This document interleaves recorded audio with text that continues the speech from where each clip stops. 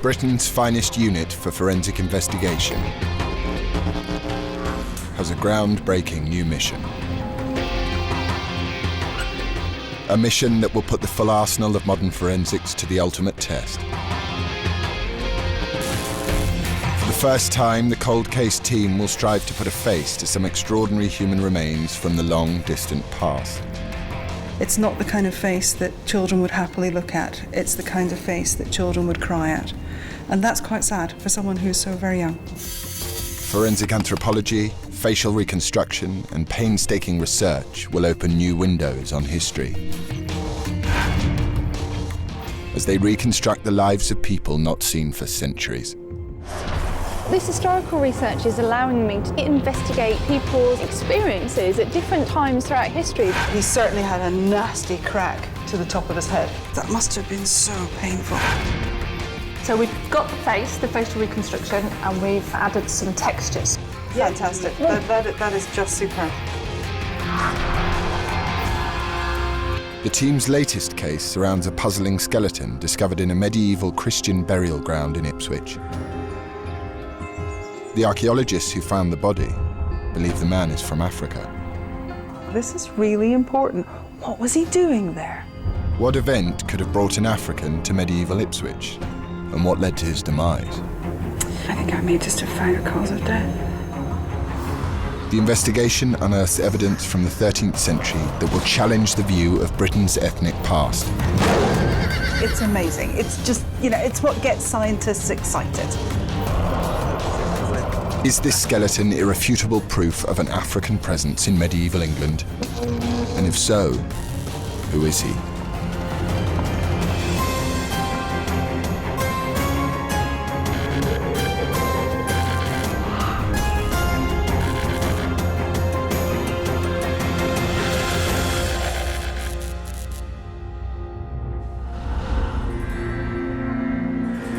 The Centre for Anatomy and Human Identification at the University of Dundee. The forensics team is about to start work on a curious skeleton presumed to be male and African. It was excavated from a medieval burial ground in Ipswich in the 1990s. But his identity and his story are a mystery. The first stage of the investigation is for Head of Unit Professor Sue Black to examine the skeleton, along with her colleague Dr. Xanthi Mallet. Excavation medieval burial site in Ipswich. Also, report on the site suggested the skull showed sub-Saharan African characteristics. Okay. They record every detail. The size of that. And Sue is immediately struck by what could be a clue to confirming the skeleton's ethnic origin. Good grief. Okay. Gosh, it's very wide. Look at the width of that. Huge palate. That's a jaw flaring that Tom Cruise would be very proud of. Yep. Beautiful. Absolutely beautiful. Or was it Ipswich? Mm-hmm. But before tackling the complex issue of his possible ancestry, they begin by putting an age to the man at time of death. Well, we're definitely in the adult category. If you look at the sutures, they're in the process of closing. When you're very young, they're quite far apart and you can see them really clearly. And as you get older, they ossify and they sort of merge and fuse together. And they've started to disappear round at the back here. And that's an indication of age.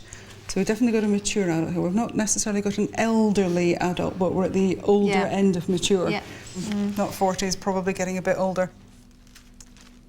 The archaeologists who discovered the skeleton classified it as sub-Saharan African, and the shape of its jaw would seem to fit with that. Not an overly prognathic jaw, but it is a little bit prognathic, and I think we'd be very happy to agree with our classification of sub-Saharan African. The whole investigation will hinge on being able to ascertain beyond any reasonable doubt where this man came from. Skull shape is commonly relied upon to indicate ethnic origin. Although every skull is unique, a prognathic or relatively prominent jaw is linked to skulls of sub-Saharan African ancestry. Over 3,000 miles from Ipswich. Bottom line is, his skin was a different colour to yours and mine. And that's fundamentally what we mean. And when we look at him in terms of his position in Ipswich at that time, he'd have been really different. Absolutely. And he'd have been really different because of the colour of his skin. The initial observation has confirmed that he was male, between 40 and 60 years old and around 5 feet 6 inches tall. But the cause of his death is still a mystery.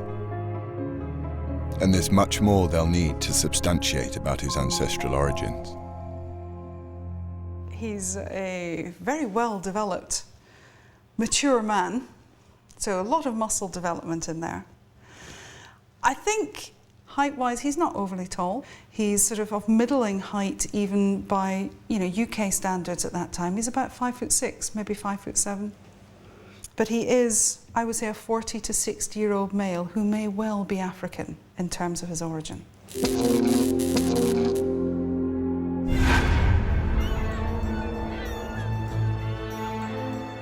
Okay, what we have today... Before further analysis takes place, Sue and Xanthi need to discuss the case with Dr. Caroline Wilkinson.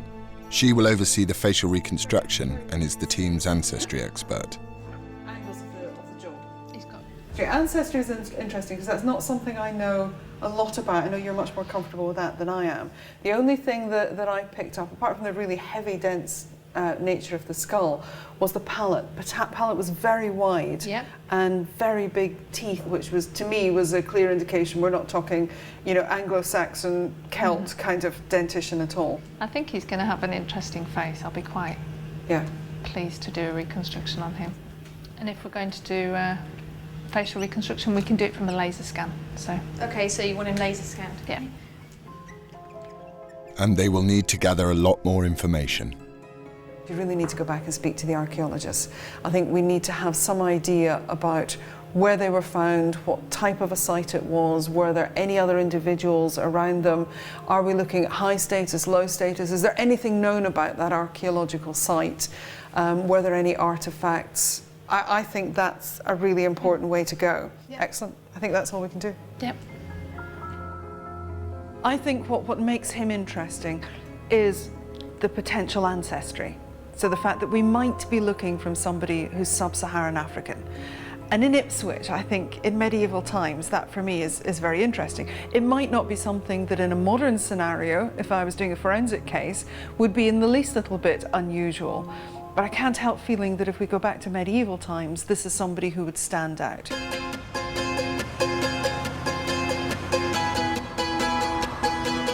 Xanthi leaves Dundee to start her historical road trip. Her task is to hunt down any information she can that will help the team build up a profile of who the man was. I'm very lucky in that I have been given an opportunity by the University of Dundee to construct a team. And everybody who is in this department is handpicked for a variety of reasons. Dr. Wolfram Meyer-Augenstein is the team's stable isotope expert. He will analyse trace minerals found deep inside the Ipswich man's skeleton, which could tell us where he lived. There is nobody else that I would trust for a forensic investigation. He is the best that there is, and he has not only a national reputation, he has a huge international reputation. In order to carry out his isotopic analysis, Wolfram needs samples of teeth and bone. The information it could reveal is vital.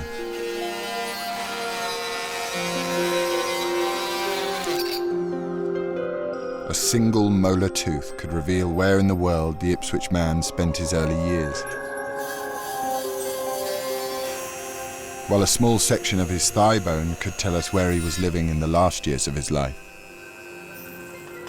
What we see here might overlap with the information we get from the tooth, or it might actually be completely different, should the person have moved.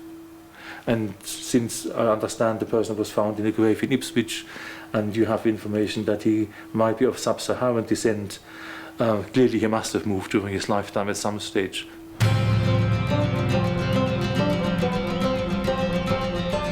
Xanthi has come to Ipswich, where the skeleton was discovered. In medieval times, Ipswich was a thriving port situated on the River Orwell. The town had connections across Europe, and the route is still used for trading to this day. Medieval England is often thought of as an insular society, but in reality it was at the centre of a network of globalised trading. It's not hard to imagine a means by which an African man could have got here. In medieval times, Ipswich would have been a huge port that would have been really very busy with trade, and lots of international crews would have travelled up here from all over the world.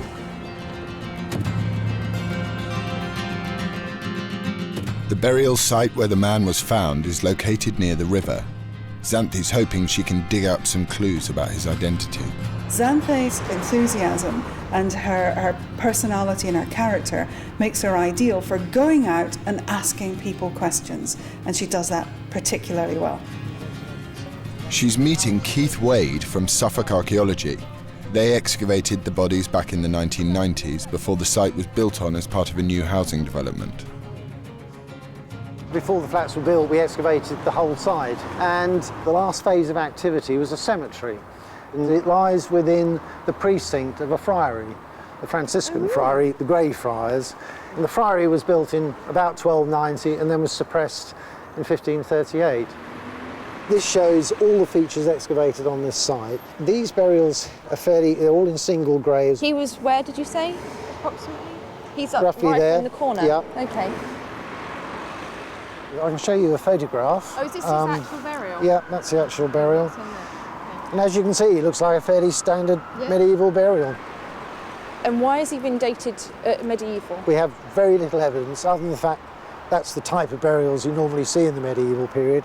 And one of them has a belt buckle, which is late 13th or 14th century. So, our Ipswich man was discovered in a burial ground next to a Christian friary. Two pieces of evidence suggest he is medieval. A belt buckle found among the 150 skeletons, and also the friary itself was only in operation between the mid-13th and the mid-16th centuries.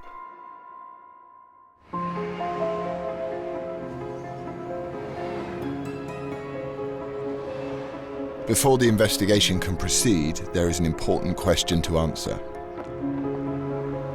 Just how unusual is it for an African skeleton to be found in a burial site from this time period?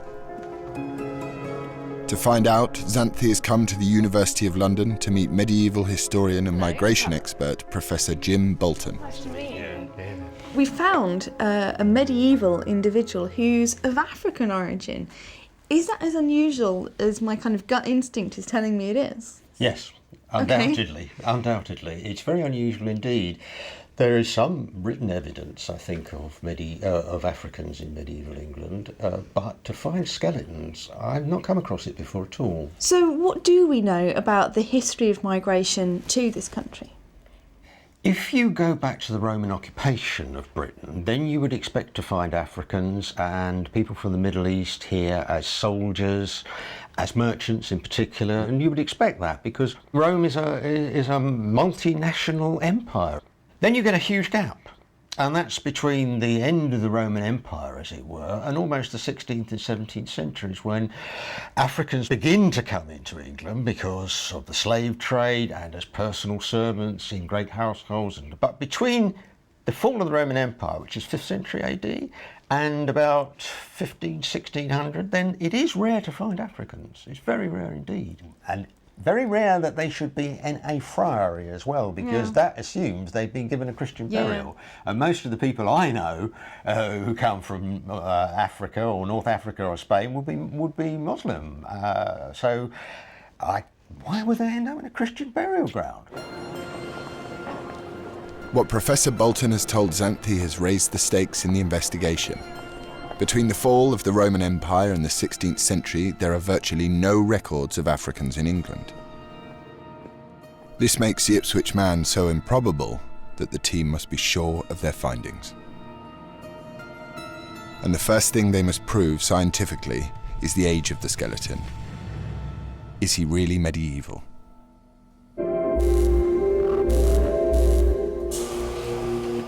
To find out, a sample of the Ipswich man's bone has been sent for carbon dating.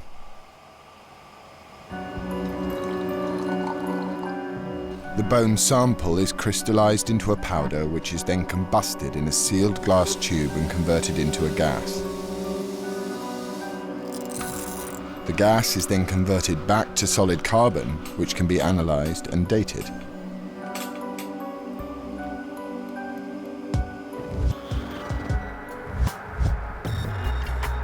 An accelerator mass spectrometer analyzes the ratio of radiocarbon content, which will ascertain the age of the bones themselves. It's a vital part of the investigation, but it will be 2 weeks before the team get the results.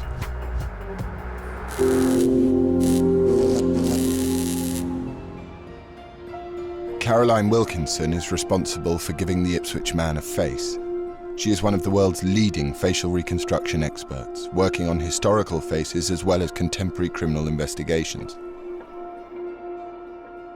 Her scientific background, her artistic background, and her intuitive nature when it comes to faces in particular is absolutely second to none. So I'm very fortunate I have a world-class leader in her field in this department. She will perform a detailed examination of the skull with her colleague Caroline Needham. Okay. Do you want them separate for now? Wow. If we've got some guttering and we've got quite rectangular orbits, that would suggest more sub-Saharan African. So you can see the mouth's a bit further forward than the rest of the face. Yeah. Which again would suggest African. Mm-hmm. And really wide palate, which again is another sub-Saharan African trait. Interesting. Interesting face, huh? So, I mean, I'd say that it looks like it could be sub-Saharan African. I would say the nose is not typical. Okay. But not impossible. And the shape of the cranium is not typical. Mm-hmm. But there's quite a lot of other indicators. Although Caroline agrees that he is of African origin, she thinks he's likely to be North African, from a country like Morocco or Tunisia. And she's hoping that some of the team's tests will help pinpoint his origins. Whatever the results, she's in no doubt that he will be a striking individual. We might get an indication of ancestry from DNA analysis, and also we might be able to tell where the person has lived by looking at stable isotope analysis, and that might in itself indicate ancestry.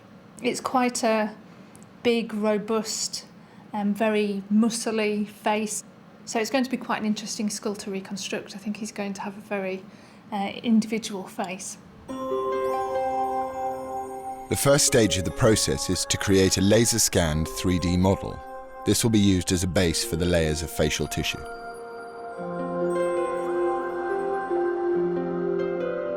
But Caroline will need further historical and scientific evidence in order to recreate his face accurately.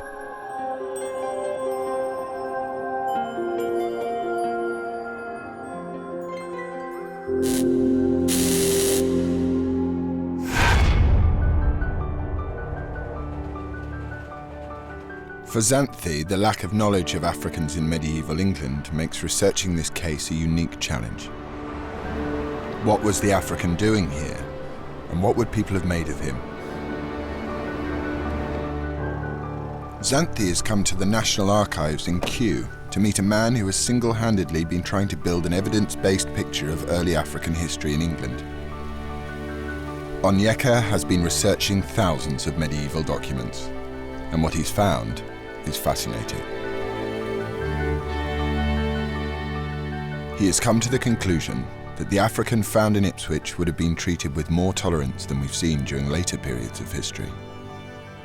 The Africans who were here would have been here doing a specific skill or trade. Their position would have been determined by personal relationships that they developed, Right. rather than based upon skin color.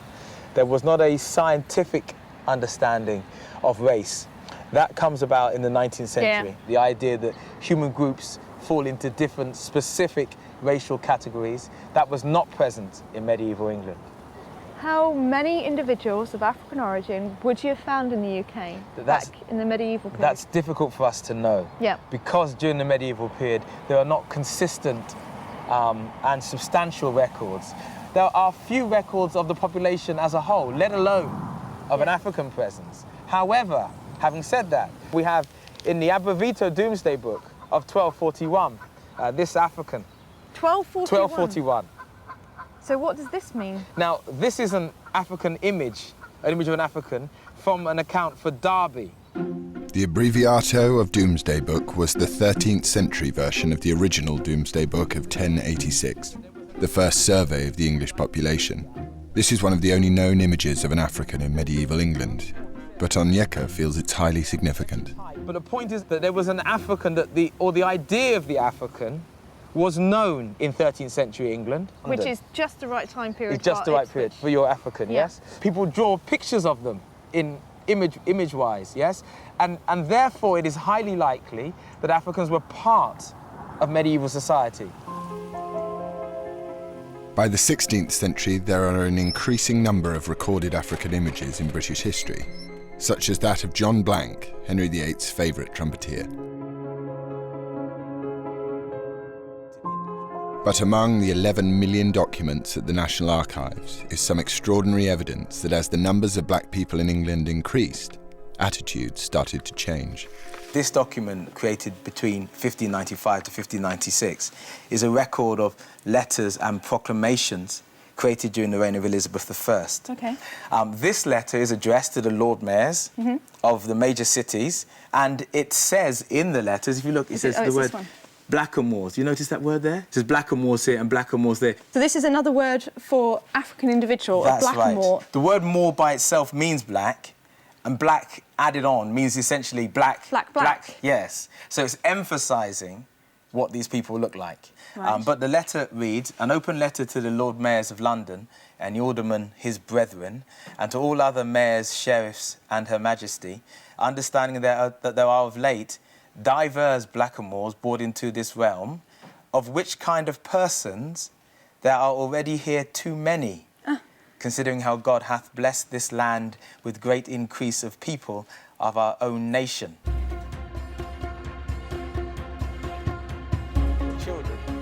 Onyeka believes that the lack of mentions in records is simply because in medieval times people saw less need to comment on the colour of a person's skin.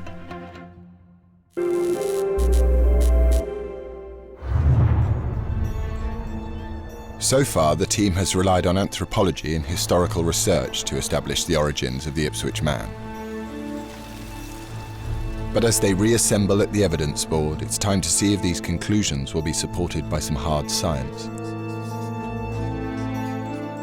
Was this man alive during medieval times? And does he definitely come from Africa? Okay, today we're going back to Ipswich Man.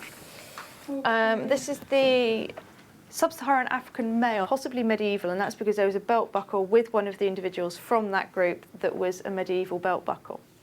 Sue has been sent the results of the carbon dating. The material is human bone. Good. And, oh, I like having knowledge that no one else has got. So, well, the date that they have given us in terms of the range is going to be 1190 AD and 1300 AD.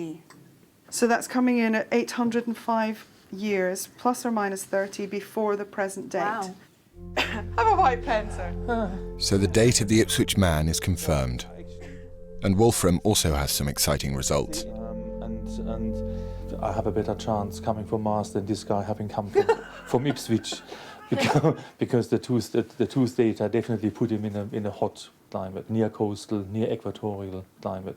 So that the southernmost point from a European perspective would be something like Portugal, maybe southern parts of Spain. Okay. And then we have to move either into the Middle East or basically northern Africa, places like Sierra Leone, Morocco, that sort of thing.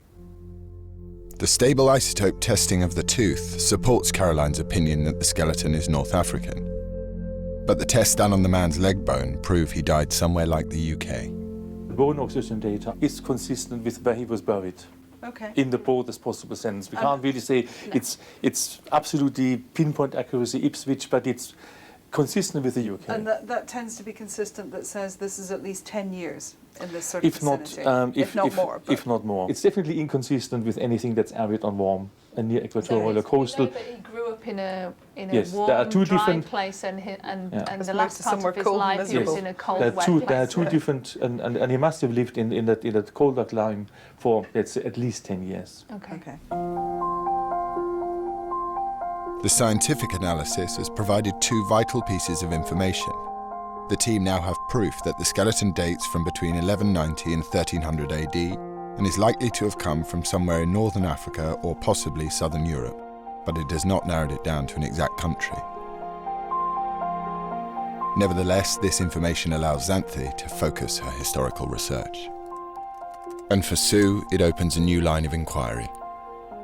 You know, at the outset, we just wondered, was there an ethnic issue here? Oh boy, is there an ethnic issue? There's a real ethnic issue. We have an African gentleman in Ipswich in the 1200s. Now, there is no doubt. So the science that's come together with the history, with the archaeology, this is really interesting. This is really important. What was he doing there? The man's exact country of origin is still unclear, but another scientist hopes that further analysis will reveal this information. Ian Barnes from the Royal Holloway University of London has come to Dundee to take a sample of bone for DNA analysis. He hopes to find a DNA sequence that could identify the exact origins of the Ipswich man.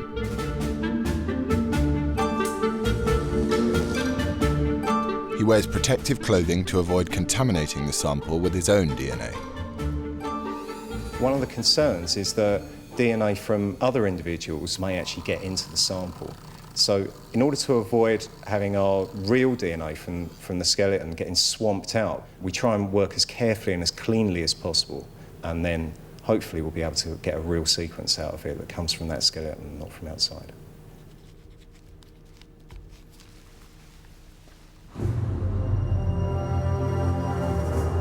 Xanthi is back on the historical trail. Why did the man come here? What brought an African from a life on the Mediterranean to a burial next to an English friary?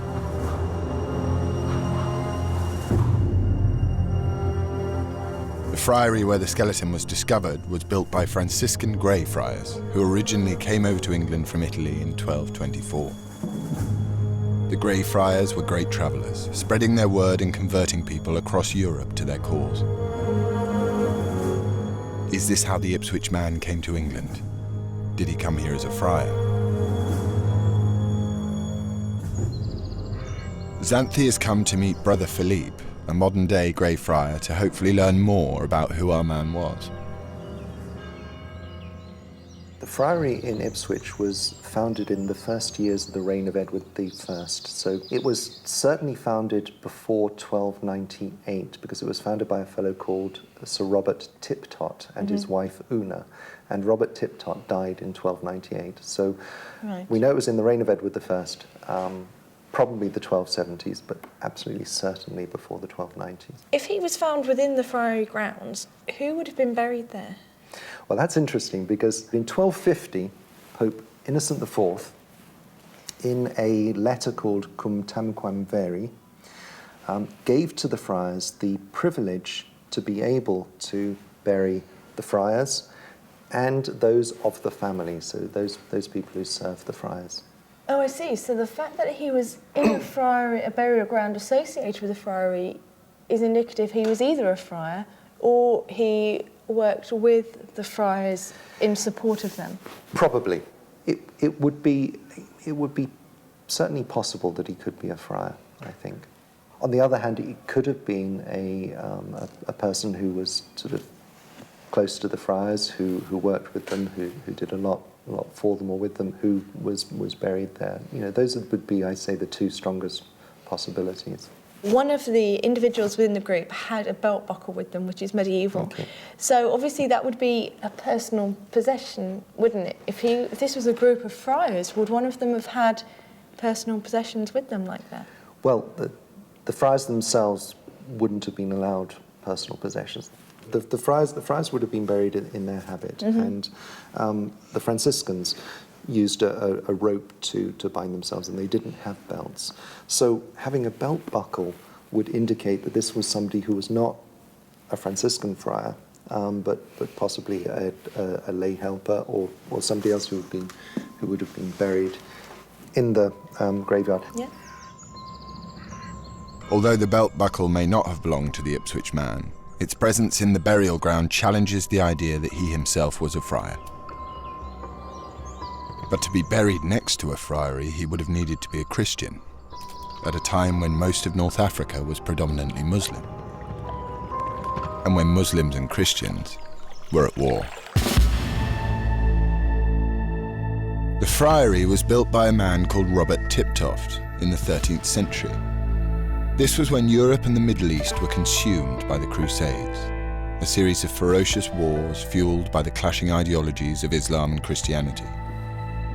Dr. Adrian Bell from the University of Reading has been hunting for records that could link the Ipswich man with the friary. Could he have come to England as a result of the Crusades?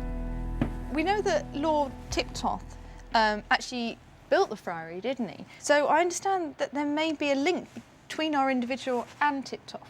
Yes, and he established friary sometime in the 1270s, and he's actually buried there, and we know that from this... Actually in the friary grounds itself? Yes, itself, Oh, okay. yeah. And we know this from this book called Weaver's Funerary Monuments, which is an antiquarian historian in the 1600s who goes around churches writing down what he sees in them. And here he describes the Grey Friary at Ipswich, where he says the Grey Friars founded by Lord Tiptoft, in which lay buried Sir Robert Tiptoft, knight, and his wife. The interesting thing is that Robert Tiptoft himself travels to the Holy Land as part of a crusade. Oh, really? Led by the Lord Edward, that's the future Edward I, from 1270 to 1271. And they stop at various places, including Tunis. The Ninth Crusade is commonly seen as the last major mission to the Holy Land. On their way, the Knights of Prince Edward stopped at Tunis with King Louis of France, who was renowned for converting Muslims to Christianity. Accompanying Edward was Robert Tiptoft. We actually have evidence that Tiptoft did go on crusade. It can be found in the Pipe Roll, which is basically a government document showing expenditure, and it actually shows here that it's paid out to Robert Tiptoft for his service with 6 knights, that's himself and 5 others, and they're paid 100 marks each for that service. It's Latin? That's in Latin, yes. So these are the original Pipe Rolls, a collection showing who was paid, and there's 225 knights in total paid here, 100 marks each. For their crusading activity? For their crusading activity. So we have evidence here that Tiptoft, who was buried in Ipswich, who actually developed the friary in Ipswich, went on these crusading activities to North Africa. Was there any evidence to show that Africans were actively brought back to England as part of this crusade?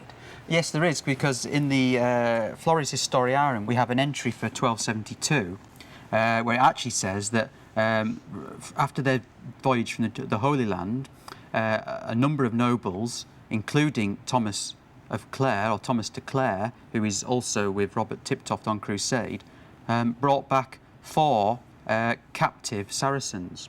And in that sense, Saracen is a word that's used to describe Muslim or someone from North Africa. Okay, so he could have been converted and then brought back during one of the Crusades? Yeah, I mean, that seems a likely story for the 1270 Crusade. One of the knights accompanying Tiptoft on the crusade, Thomas de Clare, is recorded as having brought 4 Saracens back to London with him. Whether they were prisoners, trophies, or free men will remain a mystery. But this makes it plausible that Tiptoft himself also brought back Africans, such as our Ipswich man, from Tunisia to England. It says that, yes. So yes, he's dead by about... Although the evidence is over 700 years old, it has finally provided an explanation for how the Ipswich man travelled from Africa to England.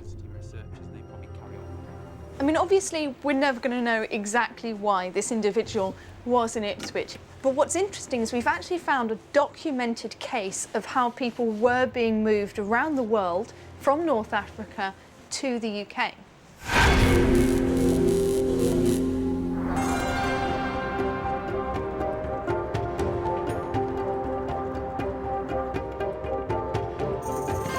Back in Dundee, Caroline is starting the facial reconstruction. Using a 3D scan of the skull, she begins to layer on the muscles and build up the foundations of our man's face. In theory, you shouldn't need to know the ancestry of an individual to reconstruct their face, because the majority of the standards that we use apply to all ancestry groups. And if somebody has a narrow nasal aperture, for example, they're always going to have a narrow nose regardless of the ancestry group that they come from. But there are fine details that are reliant on knowing the origins of the individual, and they will make small differences to the face. Caroline might have to make a best guess about the man's skin tone and eye colour.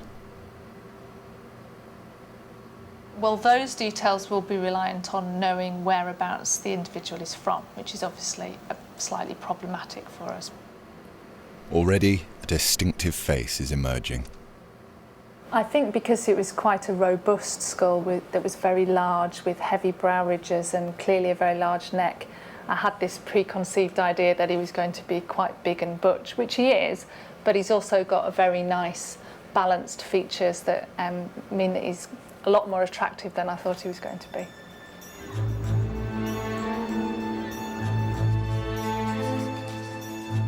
With both the historical and scientific evidence having made good progress, the team reassembles at the evidence board. Historical evidence points to the man possibly coming from Tunis in North Africa. But will Ian Barnes be able to confirm this with the DNA testing? Hi, Ian. Hi. Hi, how are you?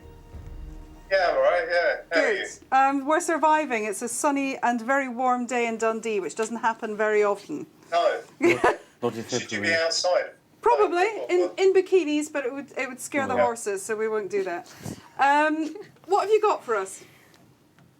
Right, so we've got some DNA out to sample it anyway. Basically, we find it today on both on the north and south shores of the Mediterranean, yeah? So all the way from Spain, going east through Italy, Greece, and then on the southern shore we find it in Morocco and in Egypt. And then we find it in Turkey. That ties up with what my conclusions were on the geographic origin from what I got from the teeth. So what you were saying from the DNA seems to fit very nicely with the stabilized isotopes. Thanks very much indeed, Ian. Thanks, Ian. Okay. Cheers, right, bye. Bye. Bye. Although the DNA analysis agrees with Wolfram's stable isotope results, it's not narrowed down the skeleton's origin to a specific country. But Sue wants to bring all the data together. The anthropological study of his bones, the stable isotope tests, and now the DNA results. Can all three disciplines work together? So we're still happy about the African ancestry in some regards. What we're less happy about is sub-Saharan label that was given at the outset. And there are areas that Ian has suggested and that your isotopes have also suggested that it could be that we're less happy with because it doesn't fit with the anthro. But the area where the anthro, the isotopes and the DNA all come together, that they're happy as along the north coast of Africa. That's true. The conclusions are compelling. Ipswich Man is likely to be of North African origin. This supports the idea that he started his life in Tunisia before being brought back to the UK during the 9th Crusade. To have those three areas all pinpointing you down to the same part of the world in scientific terms is huge. It's big, it's amazing. It's just, it's what gets scientists excited. We know what he's going to look like, we know where he's come from. But what we don't know is why he's there, and ultimately what it was that killed him. We don't know that either. So he's a little bit out of focus still.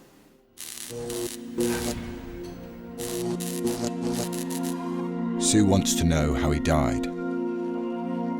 She decides to take another look at the skeleton. Do the bones have anything left to reveal about the end of this man's life? There's a general principle in policing which says once you get to the point of a cold case, where a case goes as far as it can and it doesn't come to a conclusion, the best thing you can do in terms of policy is go back to the beginning and start again. Look at it again in a slightly different light, maybe with other questions foremost in your mind. It's a good principle, good forensic principle. Even the smallest detail could transform the investigation.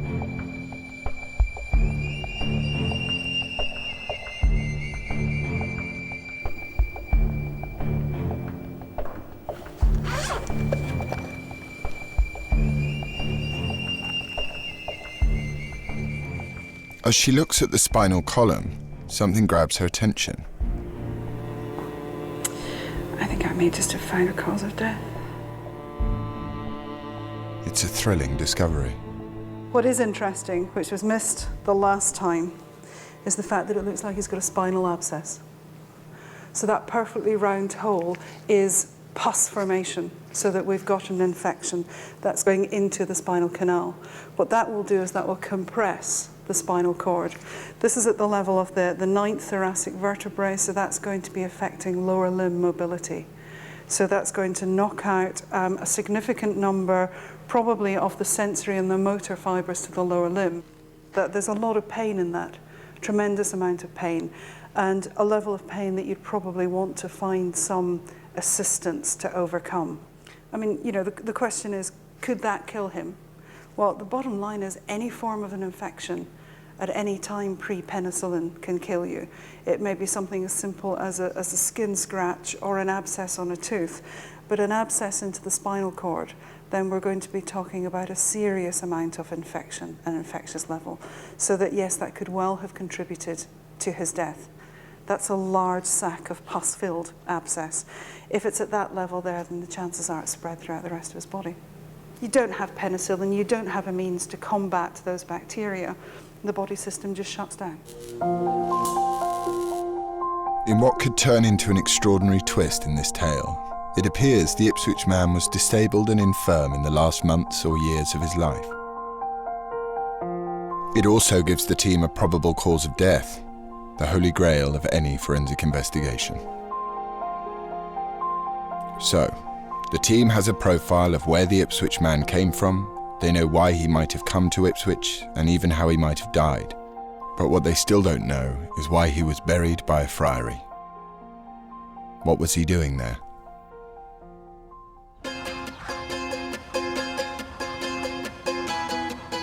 He was discovered with 150 other skeletons. Xanthi is keen to see if any of the other bodies can shed further light on the events surrounding his death. Who were they, and why were they all buried together?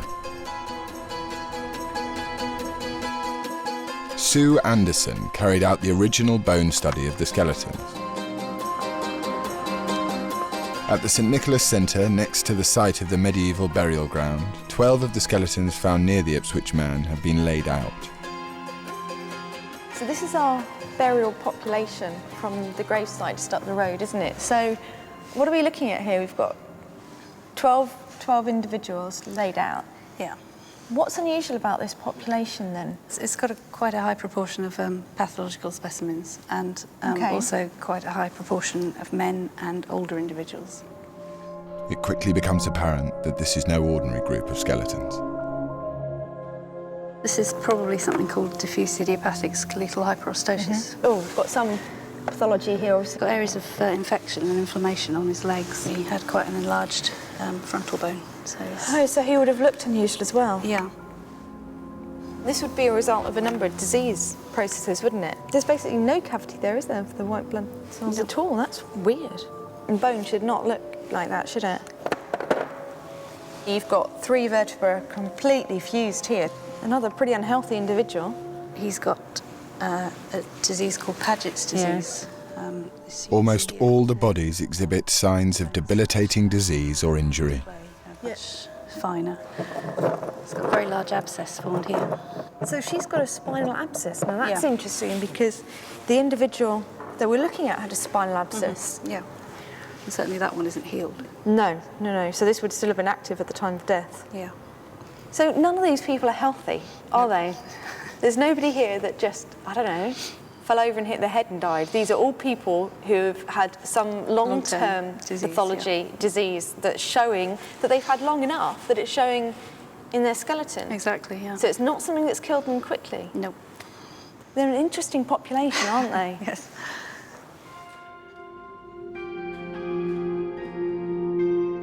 I'm not an archaeologist by training. I don't go out every day looking at archaeological populations and burial sites, but to me this seems a very unusual population.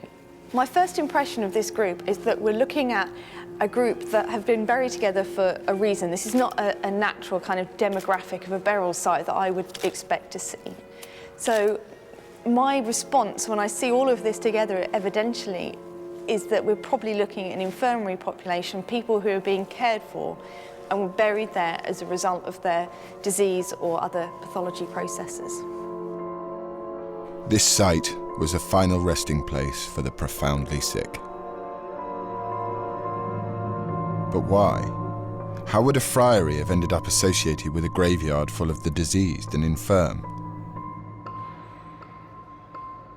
Was this in fact a medieval hospital?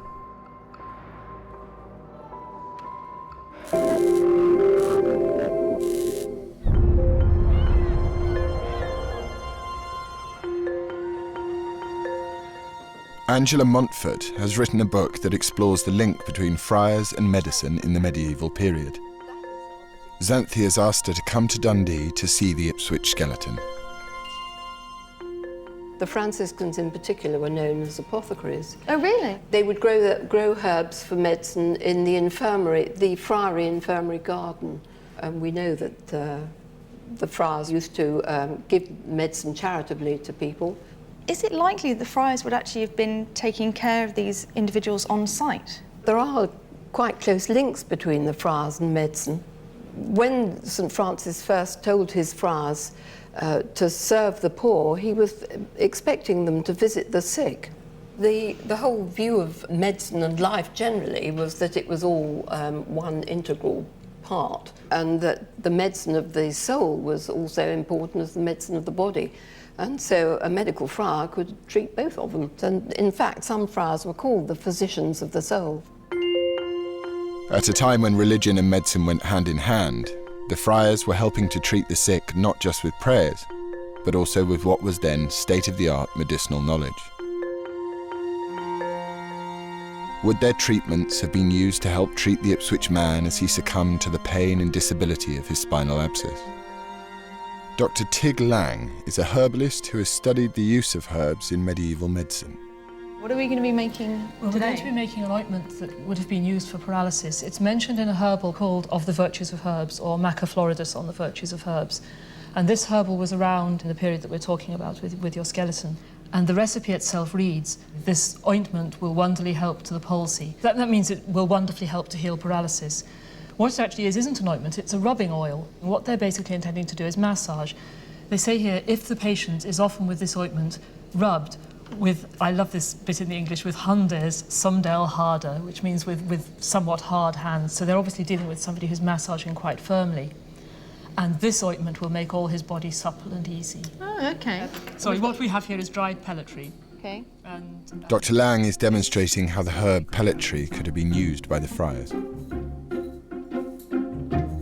Some oil. We've got some oil, which is olive oil. So literally it's just... You just put a few handfuls in and we'll see what happens when we stir this on the gas. Often in later recipes, certainly, you find the instruction to boil it for as long as it takes you to say the Paternoster, which is a lovely way of timing if you think, if you haven't got a clock. That's boiling in the oil now. That's boiled long enough, I think, to bring the virtues of the herb into the oil. I couldn't really smell the herbs, but that smells You see, fantastic. it's gone beautifully green. That's quite nice. Quite like that. And pellitory does have a warming effect. Oh, does it? So that it would make the skin warm massage, up. that So would it's be medieval perfect. Ralgex. Some kind of therapeutic. We're all acting as if it's hand cream. I know, yeah. Well, it's quite nice, isn't We're it? going to get hot hands. Obviously, this is not going to help somebody with paralysis, but, you know, may have brought some level of comfort, at least. Yes, I think given that his paralysis is leading from a spinal abscess, no amount of what they do to his limbs is going to do him any good at all. No. But we can't say they did use this ointment on him, but it's an ointment which was available at the time, which they may have used in an attempt to bring comfort to the patient, or even in their way of an attempt to bring cure to the disease, because they wouldn't have known about the abscess.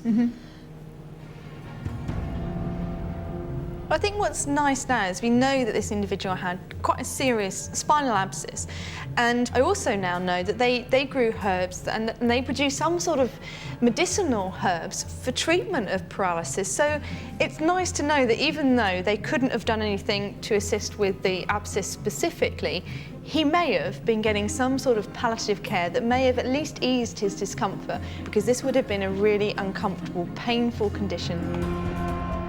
The picture emerging is of a middle-aged African man living out his final years in England, receiving care from a friary. He lived in the UK in the mid-13th century, and analysis of his bones has proved that he was here for at least 10 years before he died. He could have enjoyed years of good health before ending up in the infirmary. Did he settle here, set up a home, have a family? We can never know. But Xanthi has heard of an exciting new study that suggests our shared ethnic history goes back further than we think. And it's written in our DNA.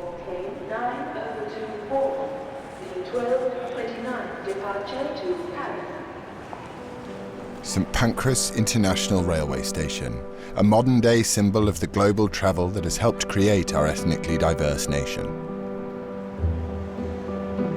She's here to meet Dr. Mark Jobling, a geneticist from Leicester University.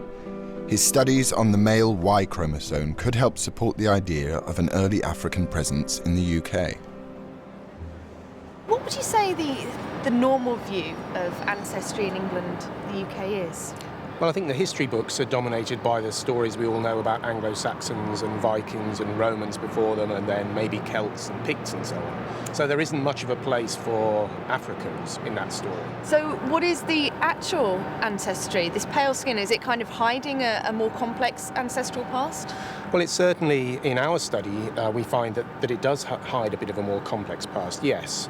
So what we were interested in doing was studying a piece of DNA that's passed down from father to son, the Y chromosome. And the nice thing about that is it associates with surnames. And we found that we can look at some surnames and find in them a signature of an African lineage. Could you see this as a visual, or was it just hiding in the genes? Absolutely not. So the man who carried this lived close to our lab, and so we brought him in and talked to him about it. And he's a white, ordinary British guy with no history in his family of any contact with Africa. So he was completely surprised about this. So he's a Yorkshire, UK resident, pale skin, typically British looking, but he's got an African heritage. He has, yes. Specifically, he has an African Y chromosome. So this is the piece of DNA that passes down from father to son. So it means back in the past, at some point, he has a paternal ancestor who was an African who came probably from northwestern Africa. What this could mean is that the British population has been multi-ethnic for far longer than we might think. Could our Ipswich man even have contributed himself to this African ancestral signature seen in our DNA today?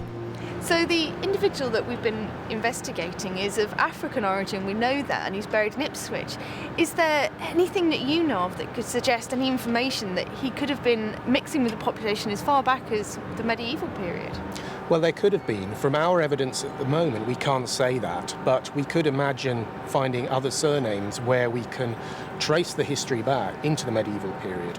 And I think if we had large enough sample sizes, we could probably do that. I think what we've found by finding this African individual in Ipswich is that possibly the multiracial society that we think of as a very modern construct, we think of Britain as very ethnically diverse now, but only recently. Whereas it seems that this African individual in Ipswich may represent a much longer history of multiracial Britain that nobody really knew about. This extraordinary case is reaching a conclusion.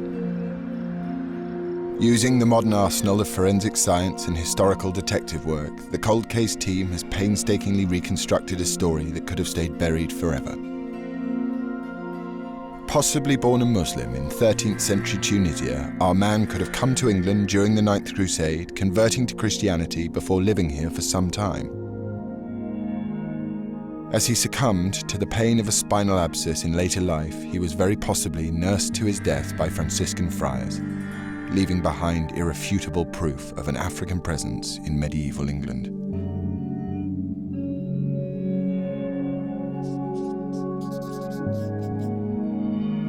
Sue brings the team together at the evidence board for the final time to confirm the cause of death. So we actually missed a spinal abscess. So given where this is occurring, which is at mid to lower thoracic level, we have somebody who is really disabled in their ability to move around and to be able to look after themselves. And it's time for the final piece of the jigsaw to fall into place. Caroline is ready to reveal the face of the skeleton for the first time in 800 years. Let's have a look at him then. Maybe my favourite. Okay. Ipswich man, here we go. Oh. There we go. He's a bit of a bruiser, isn't he? Yes, definitely. Well, yeah, he's definitely got this big, strong, robust head and neck. Hair, obviously. I like the lips, actually. Yeah. I think his ears are fantastic. Hair, we don't know. He could have had. Quite delicate He could have had to the rest.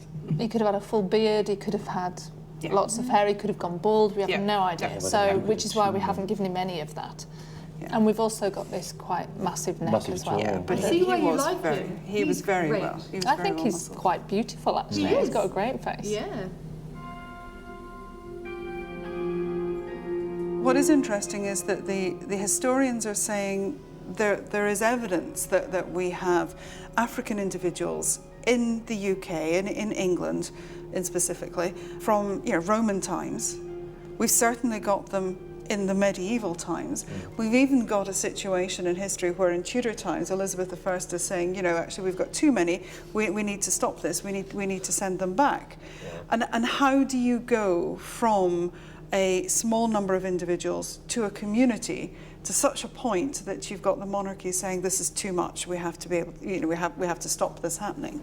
And I think that's interesting, and there's no doubt that the historians are saying this hasn't been researched, and I think it should. And if nothing else, what we've done is said, here's one, absolutely, here's one, we found it, excuse me. All the rest, maybe it was, maybe it wasn't. This one is. Start with this one. A man discovered in an unmarked medieval grave could now change the view of our ethnic history.